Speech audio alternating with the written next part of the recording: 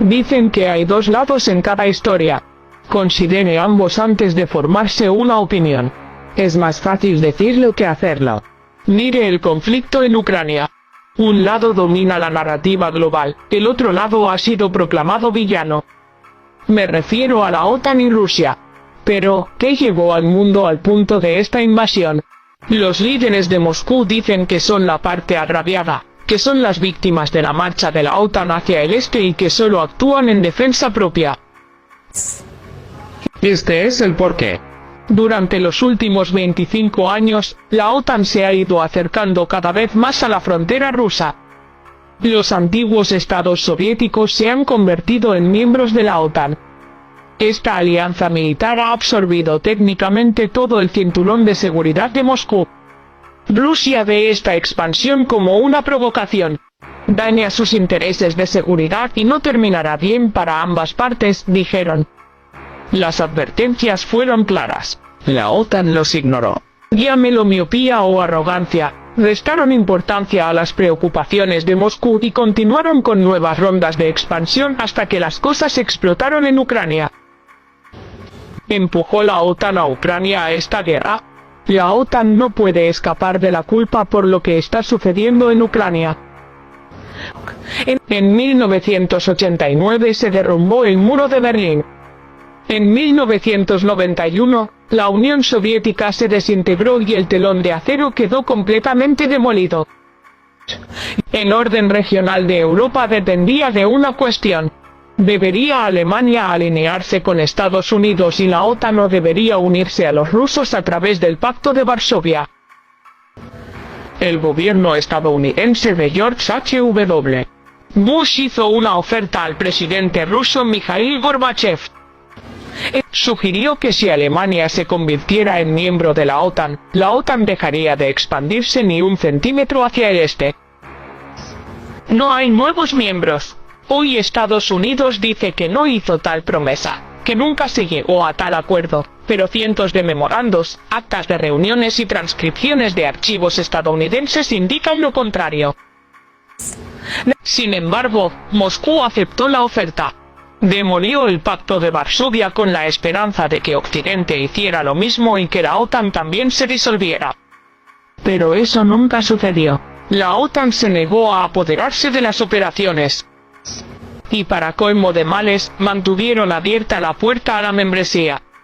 Rusia lo vio como una puñalada por la espalda y la OTAN siguió empujando la daga más profundamente. Mire la situación en el patio trasero de Rusia. Esto no acaba ahí. A partir del 221, la OTAN reconoció oficialmente a 3 aspirantes a miembros más: Bosnia y Herzegovina, Georgia y Ucrania. La última vez que lo comprobamos, la OTAN también estaba en conversaciones con Suecia, Finlandia y Serbia para su membresía. En pocas palabras, gran parte de Europa del Este, que alguna vez fue parte de la Unión Soviética, ahora se ha unido a la OTAN. Y esto ocurrió a pesar de las protestas y advertencias de Rusia. La última advertencia razonablemente amistosa de Moscú llegó en el año 2007. Vladimir Putin habló en la conferencia anual de Múnich, donde dijo, y cito, que la OTAN ha colocado sus fuerzas de primera línea en nuestras fronteras. Esta expansión representa una provocación grave que reduce el nivel de confianza mutua y tenemos derecho a preguntar contra quién está destinada esta expansión y qué pasó con las garantías que nuestros socios occidentales hicieron después de la disolución del Pacto de Varsovia. Una multitud de estrategas estadounidenses se han hecho eco de estos sentimientos. Te daré algunos ejemplos. En junio de 1997, 50 destacados expertos en política exterior firmaron una carta abierta al presidente Bill Clinton calificando los esfuerzos de Estados Unidos por ampliar la OTAN como un error político de proporciones históricas. Luego tenemos a George Kennan, el padre de la política de contención de Estados Unidos durante la Guerra Fría. Él también calificó la expansión de la OTAN como un trágico error sin motivo alguno. Las advertencias continuaron durante décadas. En 2008, William J. Burns, el embajador de Estados Unidos en Moscú, escribió una carta al Departamento de Estado donde decía que la entrada de Ucrania en la OTAN es la más brillante de todas las líneas rojas para la élite rusa. Dijo que incluso los críticos más acérrimos de Putin en casa consideran la entrada de Ucrania un desafío directo a los intereses rusos. Esto no acaba ahí. Este es Roberto M. Puertas. Fue secretario de Defensa en las administraciones Bush y Obama. Escribió en sus memorias que intentar incorporar a Georgia y Ucrania a la OTAN era verdaderamente excesivo. Luego tenemos a Strobe Talbot, ex subsecretario de Estado. Describió de manera similar la percepción rusa, cómo consideran a la OTAN como un vestigio de la Guerra Fría y señaló que si el Pacto de Varsovia fue disuelto, ¿por qué Occidente no desmanteló la OTAN? Por eso, varias voces en el mundo occidental habían advertido que las protestas de Rusia tienen mérito y que la expansión de la OTAN podría significar serios problemas. Sin embargo, las sucesivas administraciones estadounidenses no prestaron atención a estas advertencias. Cuando analizamos por qué Ucrania fue atacada, es necesario tener en cuenta todo esto.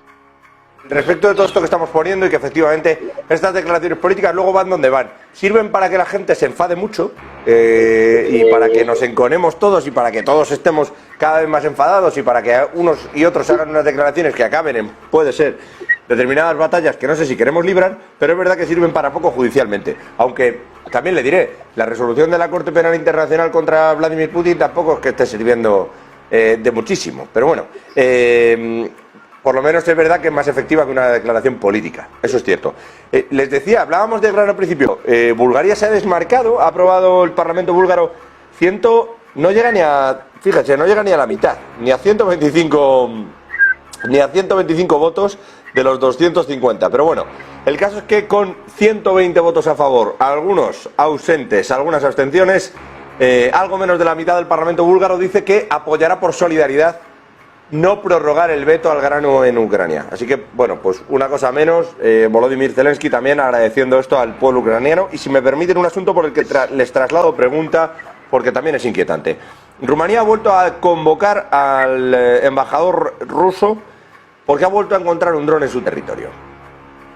El Ministerio de Exteriores es la segunda vez en 6 días que convoca, no es embajador, en realidad es el responsable de la misión diplomática de Rusia, el embajador en su momento fue sustituido, por el hallazgo, le ha convocado esta vez de nuevos fragmentos de dron como los que usa Rusia en la agresión a Ucrania, han dicho.